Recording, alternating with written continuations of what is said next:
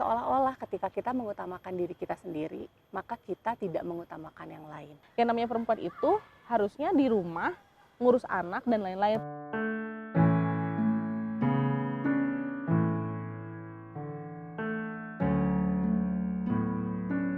Jadi ya kita yang harus pinter-pinter, oke beban ini kayaknya terlalu berat, kita harus tahu batasnya.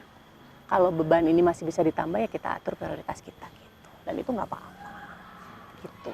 Kalau dari aku, aku tuh kan memang untuk menuju me time ini tuh ternyata nggak apa istilahnya ya, nggak se-mindful itu kali ya. Kayak kalau misalnya disuruh, oke sekarang aku mau ngapain ya, nggak tahu kenapa tuh ujung-ujungnya pasti milih yang lain. Ya. Nah akhirnya aku metodenya gitu, aku paksain gitu.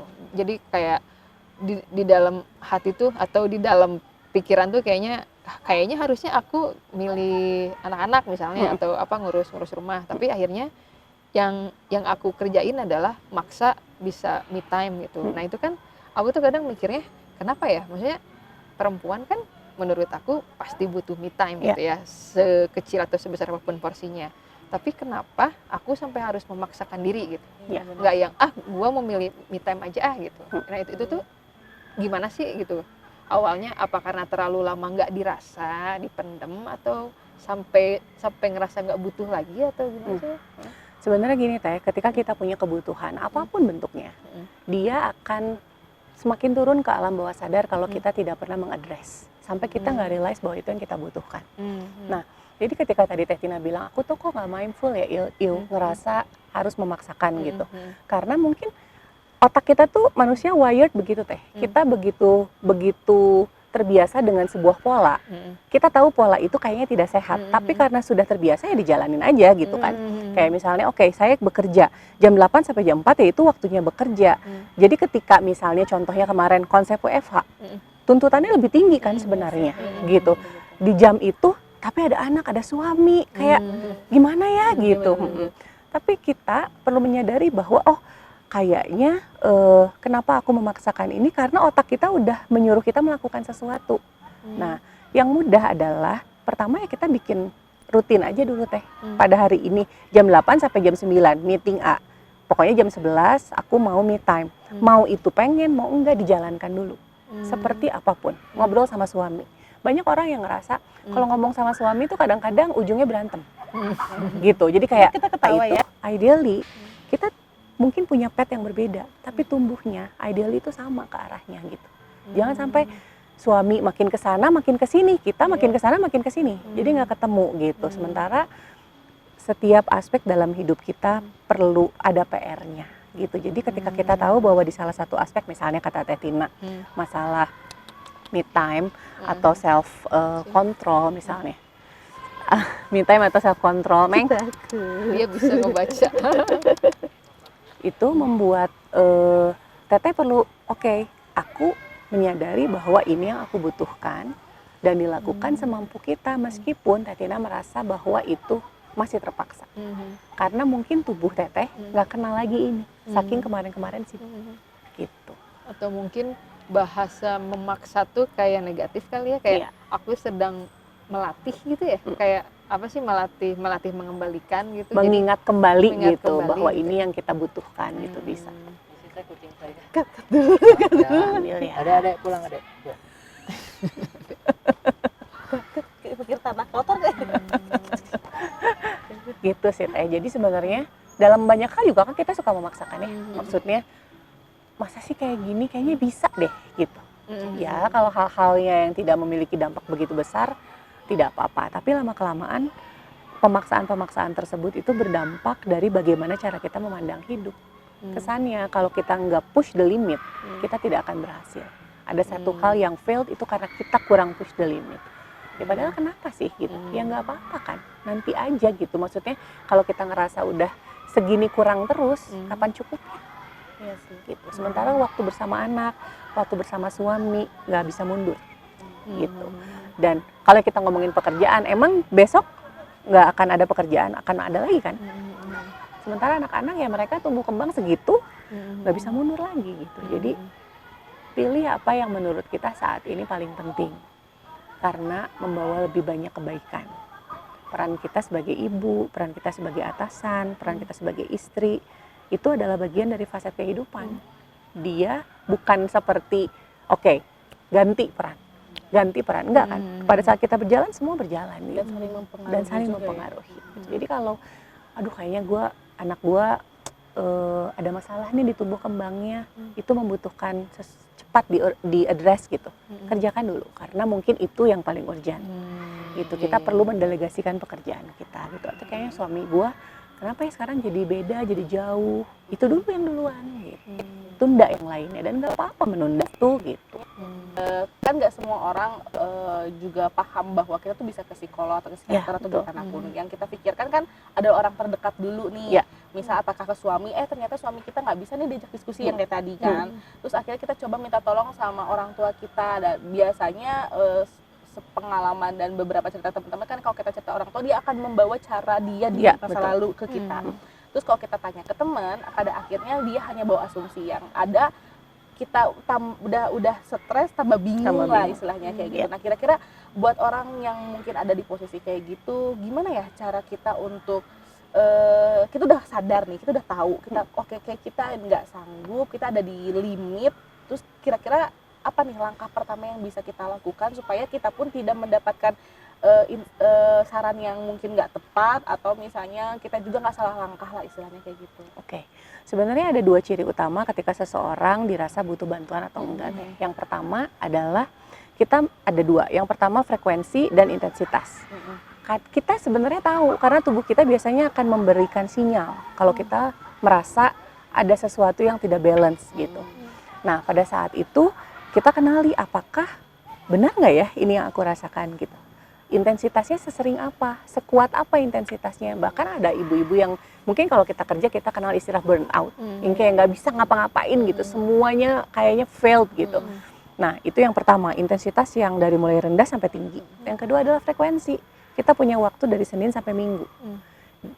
Seberapa sering perasaan itu muncul, bahwa kita merasa kayaknya ada sesuatu yang salah deh sama diri aku gitu. Nah kalau kita merasa, sebagai contoh, dari seminggu 4 hari kita merasa begitu, artinya kita udah perlu untuk minta bantuan profesional. Nah, itu dari frekuensi dan intensitas. Yang kedua, dari perasaan kita atau orang lain. Karena orang-orang yang bermasalah itu biasanya 2.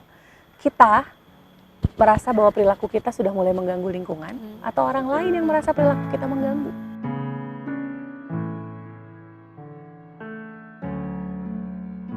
Gitu sih, jadi kuncinya sih sebenarnya self awareness dan self discovery. Kadang-kadang kita takut karena kita takut sama apa yang akan kita temukan saat kita mencari jawaban. Iya sih. Gitu. Tadi karena Mbak Iu tadi ngomong soal attachment, maksudnya salah satu yang aku temukan gitu ya waktu dari perjalanan kemarin sendiri tuh, kayaknya tuh ketika kita nggak me time itu kan biasanya kalau ibu-ibu kalau nggak me time ujung-ujungnya sama anak-anak lagi kan, dan itu tuh jadi kayak ngerasa attachmentnya tuh jadi makin tinggi kan. Nah pas gara-gara kemarin perjalanan sendiri tuh kayak aku belajar nggak terlalu attach sama anak-anak, karena kan yang namanya orang tua juga kita nggak tahu ya kayak entah kita yang ninggalin mereka duluan atau mereka yang ninggalin kita duluan gitu kan. Sama anak-anak juga belajar untuk bisa melepas ibunya gitu kadang-kadang gitu. Jadi maksud aku tuh apakah si me time ini tuh sebenarnya memang membantu untuk sehat baik untuk anaknya atau ibunya gitu, supaya karena kan kadang ibu tuh ngerasa ada guilt-nya gitu ya. Kayak duh gue tuh ninggalin anak-anak gitu, padahal mungkin bisa jadi si me time ini ternyata baik gitu buat si anak-anak itu tuh. Gimana ya menurut Mbak Iu? Bener sih Teh, karena gini Teh, tadi statement Teh Tina yang menarik adalah aduh ninggalin anak-anak nih, nanti anak-anak gimana? Ya nggak gimana-gimana kan, gitu. Iya nggak? Secara Ya kan, gitu kan, iya, seperti iya itu sih. gitu. Ternyata ketika kita belajar melepaskan, mereka pun belajar melepaskan. Karena goals kita sebagai ibu apa? Mereka hidup di dunia secara mandiri, terlepas dari kita sebagai sebuah individu yang bertumbuh ke arah yang baik, bukan ke arah yang kita inginkan. Jadi ketika kita lagi penuh banget, tinggalkan peran itu. Bahkan aku suka bilang, klien-klien aku banyak gitu Teh yang sering kelepasan memukul anak-anaknya, berkata kasar. Itu Karena saking ya Allah gitu capek banget gitu. Aku selalu bilang, kalau kita sudah tidak bisa merespon, tinggalkan. masuk ke kamar mandi, masuk ke kamar kunci, biarin mereka nangis. They deal with their feeling, we deal with our feelings. Tapi kadang kita nggak tega juga gitu nggak sih? Lebih baik daripada kita mengeluarkan hal yang nggak bisa kita Iya take sih, back. betul mereka lihat juga ya. Mukul, atau misalnya kamu teh kenapa sih nakal banget misalnya. Padahal mereka cuma pengen main sama kita gitu. Jadi contoh sederhana adalah ya udah gitu, nggak apa-apa mereka nangis, karena dalam hidup mereka akan menemukan banyak kekecewaan dan perlu belajar. Kita pun begitu, bahwa oh ternyata saya teh bukan superwoman ya, nggak bisa capek pisan main sama anak sekarang teh gitu. Itu nggak apa-apa teh gitu. It's okay gitu. Attachment itu sesuatu yang dibangun over time, dari mulai mereka ada di dalam kandungan kita sampai nanti kita meninggalkan dunia ini. Jadi ketika kita pergi sesaat, attachment itu nggak akan broken. Attachment itu akan broken kalau kita memaksakan kita ada bersama mereka tapi kita tidak hadir penuh. Iya sih, betul. Kadang fisik aja tuh nggak cukup ya sebetulnya gitu. Ya sih. Mungkin ya kita lupa gitu ya bahwa suatu saat mereka pun akan menghadapi kekecewaan itu ya, istilahnya kita tuh terlalu berfokus untuk membahagiakan semua orang, memastikan anak kita happy, anak kita baik-baik aja, tapi kita lupa bahwa sebetulnya sebagian hidup kita ini juga isinya kekecewaan, kesedihan, gak sesuai ekspektasi gitu, dan kita mungkin juga pada akhirnya justru lupa juga untuk mengajarkan mereka gimana cara mereka menghadapi situasi itu, karena kita terlalu sibuk untuk mengamankan mereka, sedangkan itu juga belum tentu kan sebenarnya gitu ya. Benar banget, saya jadi berpikir kayak gitu, dan sebetulnya kan itu juga ada bagian peran kita untuk memberikan mereka pelajaran kan sebenarnya ya sih, bisa jadi itu juga sih. Tapi sebenarnya bisa dipahami karena kita kan ibu bekerja, kita merasa ketika kita hadir wah harus edan banget gitu, karena kita udah lama bayar pergi gitu kan, harus dibayar. Pertanyaannya kenapa harus dibayar? Karena kita bekerja karena kita seneng. Jadi jangan pernah kayak mengeluarkan statement, mama tuh kerja biar kamu bisa sekolah, biar kamu bisa punya kehidupan yang layak dan sebagainya. No, kita harus mengakui bahwa kita bekerja karena kita happy. Itu yang kita ajarkan. Gi, kenapa ibu bekerja? Karena ibu perlu membantu orang lain yang membutuhkan. Setelah ibu kerja, kita bisa main. Gak apa-apa ya nak? Dunia beda-beda, semua orang punya mimpi, semua orang ingin mencapai mimpinya. Kadang kamu sedih, kadang kamu marah. Itu bagian dari hidup kita. Bagian yang perlu kita kenali gitu. Apa yang bikin saya sedih? Kenapa saya merasa sedih? Itu kan juga mereka perlu belajar, sehingga mereka tumbuh menjadi manusia yang punya resiliensi. Itu modal mereka buat hidup nanti. Gitu. Jadi siap road trip sebulan? Gak sebulan sih kayaknya. Seminggu dulu lah. 3 hari. 3 hari dulu lah, 3 hari dulu. Jadi ini kayak road trip nih kayaknya, jadi nih. Oke sih, jadi lebih tercerahkan aja sih sebenarnya. Kalau tadi udah singgung sama Mbak Tina juga bahwa kita tuh jangan lupa bahwa anak itu tuh melihat apapun yang kita lakukan. Jadi kalau ibunya nggak happy, ya anak akan berpikir bahwa oh ternyata jadi ibu tuh berat dan tidak bisa happy lah istilahnya ya. Tapi ketika kita happy, mindful, bahkan aku juga ngelihat ketika kita happy, ataupun semua kata-kata yang keluar dari mulut kita juga pasti akan bagus baik ya. Padahal oh iya betul ya, kacamata pekerjaan itu akan jadi baik ketika kita juga sangat mindful di pekerjaan itu. Peran kita sebagai ibu bersosialisasi itu akan jadi indah di mata anak-anak kita ketika kita juga sebenarnya happy sih sebetulnya. Iya. Itu kan juga kayak afirmasi ke diri kita, bahwa saya oke, saya enough, saya ibu yang cukup. Mungkin anak-anak saya tidak se-excel anak lain, anak-anak saya tidak baik tumbuh kembangnya seperti anak-anak. It's okay, mereka punya pace sendiri. Saya pun bertumbuh sebagai ibu, pace saya sendiri gitu. Jadi apapun yang orang katakan, apapun yang orang sampaikan tentang diri kita jadinya tidak relevan, karena yang paling kenal diri kita siapa ya kita. Itu yang berusaha kita kenalkan sama anak-anak kita. Itu guys. Thank you banget sih. Iya.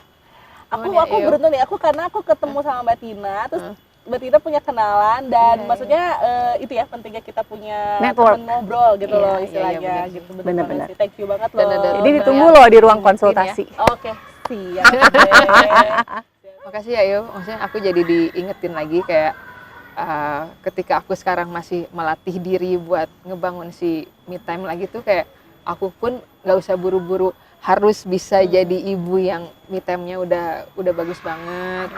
Terus aku juga jadi kayak kayak diingetin lagi kalau ketika aku me time dan mungkin dalam tanda kutip ninggalin anak-anak tuh, sebenarnya mereka bisa belajar banyak, aku pun bisa belajar banyak gitu. Jadi kayak mudah-mudahan itu mengurangi perasaan bersalah gitu ya, kalau kayak harus kerja atau pengen liburan sendiri kok.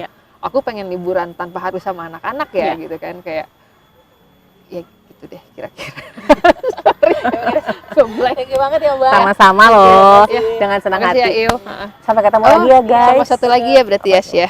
Berarti kita harus ngerti batasannya ya. Iya, Kapan benar. bisa sendiri, Ngerti kapan minta batasan, bantuan. ngerti maunya kita, pokoknya Sama ya, kapan pokoknya waktunya minta tolong sama orang lain ya. benar. Yang pasti sih good luck sih apapun yang kita tempuh dan kita usahakan hari ini sih ya. Pokoknya sering-sering ngobrol sama diri sendiri.